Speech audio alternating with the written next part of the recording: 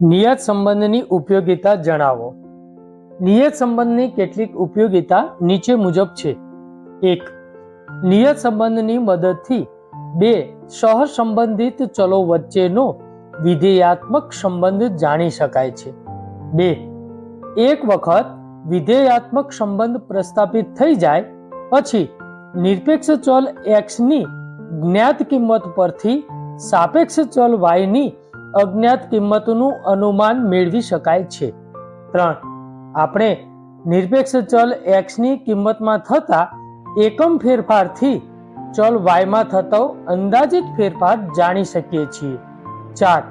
નિયત સંબંધ રેખા પરથી સાપેક્ષ ચલની અનુમાનિત કિંમત શોધવામાં થતી ભૂલ એટલે કે ત્રુટિ જાણી શકાય છે.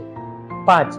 વ્યવહારિક દ્રષ્ટિએ અર્થશાસ્ત્રીઓ, આયોજનકારો, ધંધાર્થીઓ, વહીવટકર્તાઓ, સંશોધનકારો વગેરેને નિયત સંબંધ ખૂબ જ ઉપયોગી બને છે.